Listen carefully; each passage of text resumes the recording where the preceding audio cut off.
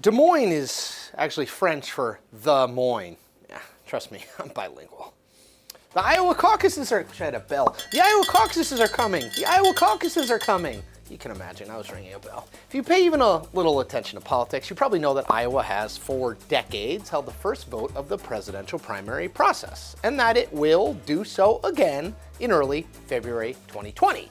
But there's also probably a whole lot you don't know about the Iowa caucuses. Like, why does Iowa get to go first every 4 years? And what exactly is a caucus, and why is it different, or is it different, from a primary? The answers I have. Yoda, baby Yoda. I'm cool. I know what the kids like. Okay, let's dive in, and let's start with the most obvious question. Why Iowa? After all, the Hawkeye State isn't the most populous state in the country, or the most diverse state in the country, or even the swingiest in a general election in the country. So the answer of why Iowa is relatively simple. The idea for giving Iowa the first vote in a presidential election came after the 1968 Democratic National Convention in Chicago, which was defined by clashes between the police and Vietnam War protesters. Now, inside the convention hall, there were huge fights as well between liberal activists who wanted out of Vietnam and the party establishment that backed more of a status quo approach to that question.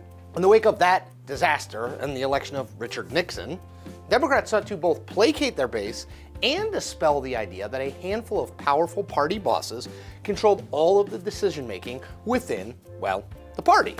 Enter Iowa, and the idea of a more people-powered selection process. Sidebar. Iowa got to go first of all the states because of its nominating process. County conventions, state conventions, etc. takes forever and required a long lead time in terms of the calendar. End sidebar. Now, the first Iowa Democratic caucuses were held in 1972, and a guy named Gary Hart, yes, that Gary Hart who ran for president twice, was running the presidential campaign of South Dakota Senator George McGovern.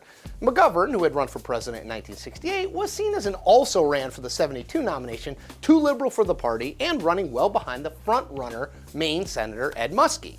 Hart saw opportunity for McGovern in Iowa, and he was right. McGovern took more than 22% of the caucus vote, just 13 points off of Muskie. And McGovern eventually went on to win the party's nomination.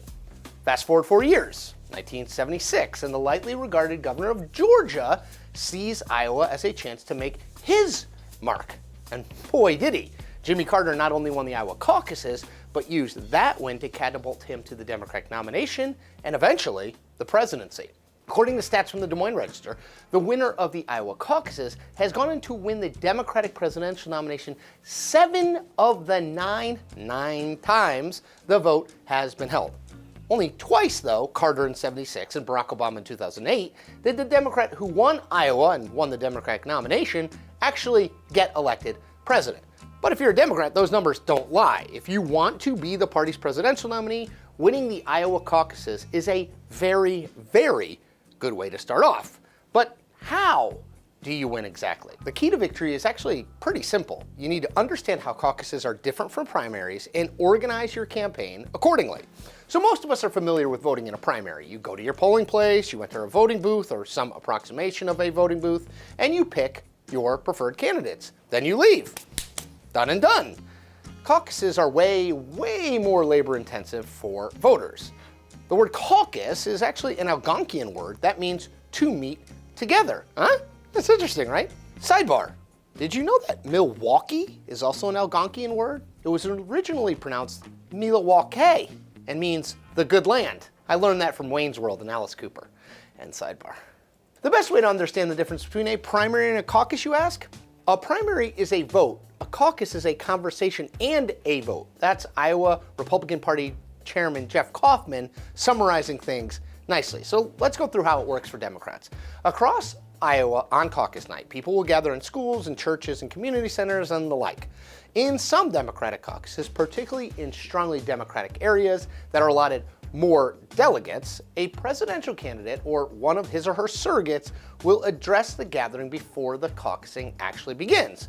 And then the caucusing begins. People literally vote with their feet, lining up in groups around the room according to the candidate they support. The groups are then counted, with only candidates who have support from 15% or more of the caucus goers in the room being considered viable. That's really important. And here's where it gets really interesting.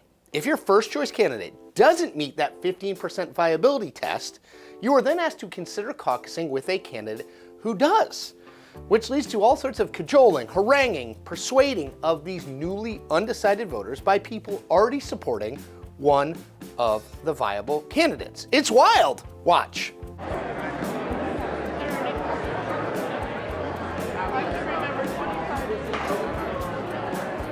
Now, once the groups settle, the numbers are counted again and delegates for each candidate are assigned. For a variety of ties and other weird scenarios that do happen, a coin flip, yes, really a coin flip, is used to decide which candidate gets a delegate. Iowa!